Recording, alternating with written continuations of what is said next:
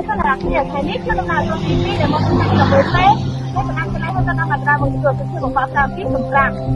sầm rang nó cứ ba con thì mới nên sầm rang một khăn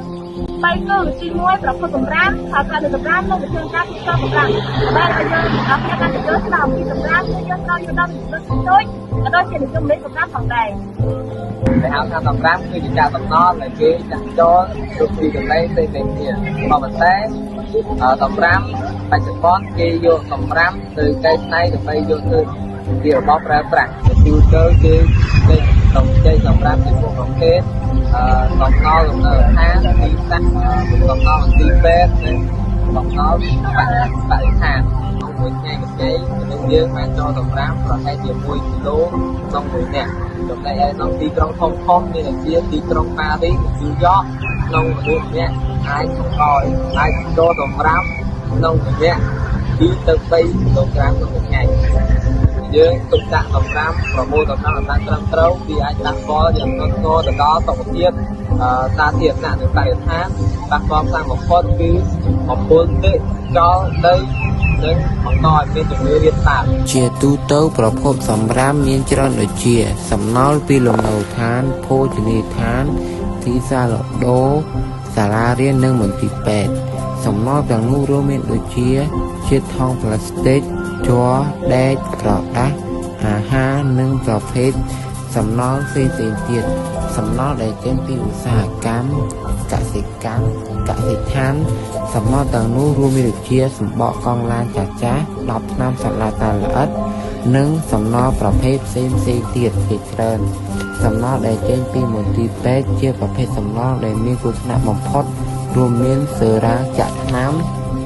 សំឡេងស្បៃរបួសរាមបានបង្កគ្រោះថ្នាក់ដល់ជីវិតមនុស្សសត្វនិងរុក្ខជាតិតាមរយៈរុយដែលជាធានាចម្លងមេរោគលោកប្រកាសជាច្រើននៅក្នុងប្រទេសលោកតែក៏សម្រាប់នៅទីកន្លែងចូលសម្រាប់គឺជាវិធីមួយខាងនៃការប្រើប្រាស់សម្រាប់ក្នុងដំណើរទីក្រុងហើយវាហើយប្រសិនជាការគ្រប់គ្រងសម្រាប់សម្បត្តិល្អទីនោះវានឹងបង្កើតជាផលប៉ះពាល់ទៅដល់សកម្មភាពទីក្រុងឬប្រទេសជាតិនៃបរិស្ថានក៏ដូចជាសុខភាពមនុស្សផងដែរការប៉ះពាល់ទៅលើសកម្មភាពទីក្រុងឬប្រទេសជាតិដោយសារសម្រាប់គឺអាចនឹងបាត់បង់នូវប្រយោជន៍សេដ្ឋកិច្ចជាតិជាពិសេសគឺវិស័យសេដ្ឋកិច្ច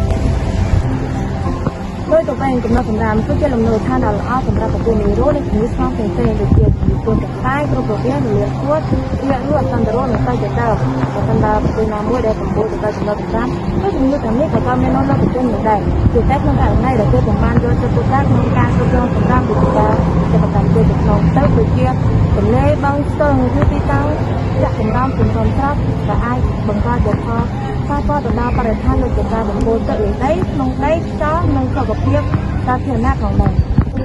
ដែលបំពុលទឹកក្នុងដីជាមួយហើយនៃការគ្រប់គ្រងបរិស្ថានសំខាន់បំផុតដែលបណ្ដាលមកពីការដាក់សម្រាប់នៅកន្លែងមិនត្រឹមត្រូវពីការបំពុលទឹកលើដីក៏អាចរងនឹងការបំពុលពីសម្រាប់តែទទួលទៅពេលដែលមានជំនឿពេលនឹងហៅការពីកន្លែងដាក់សម្រាប់បន្ទាប់មកគឺនឹងចូលទៅក្នុងប្រភពទៅទៅក្នុងជំនឿរាយការបំពុលចោលគឺបណ្ដាលមកពីការដាក់សម្រាប់មួយការបំបែកពីជាសំណល់ពីទេទៅគេក៏សម្រាប់ដើម្បីបង្កើតជាសំណល់ការបង្កើតសុខភាពសាធារណៈនិងសុវត្ថិភាពទីកន្លែងចាក់សម្រាមនានាដែលអាចបង្កគ្រោះថ្នាក់ដល់ជំងឺបញ្ហាទាំងនោះមានដូចជាការចូលសម្រាមនៅទីកន្លែងវាលដែលចាក់ទាញពពួកសត្វដូចជាកណ្ដុរនិងបក្សីដែលអាចចម្លងមេរោគមីក្រុងបង្ករោគដែលប៉ាំងតាមខ្យល់មនុស្សដែលទៅរើសំណល់នៅកន្លែងចាក់សម្រាមអាចបង្កគ្រោះថ្នាក់និងសារធាតុគីមីយកសម្រាមទៅចាក់ចូលងាយគ្នារបាត់របែកអត់សម្បត្តិងាប់លើផ្លូវរីឯសម្រាមដែលទុកកោគ្នាយូរអាចបង្កឲ្យរលួយគេខ្លាំងឆ្អុយបង្កឲ្យមានជាស្មុគរោគដែលប៉ះពាល់ដល់កិត្តិយសប្រទេសជាតិការបញ្ចូលក្នុងដីគឺជាប្រព័ន្ធចាក់សម្រាមដល់ទៅចាក់នៅកន្លែងចាក់លើគឺត្រូវចាក់ឲ្យឆ្ងាយពីកន្លែងដែលប្រភពទឹកក្នុងដែលមានរងការបំពុលតាមទៅទៅណាក៏មានចាក់កន្លែងបំពុលក្នុងដីដែលត្រង់តែពីប្រឡាយបំពុលជាតិជុំវិញកន្លែងចាក់សម្រាមដើម្បីទុកស្ថានបំពេញជំនាញរបស់ជននៅតំបន់ទឹកឡើងការបំពុលចោលតាម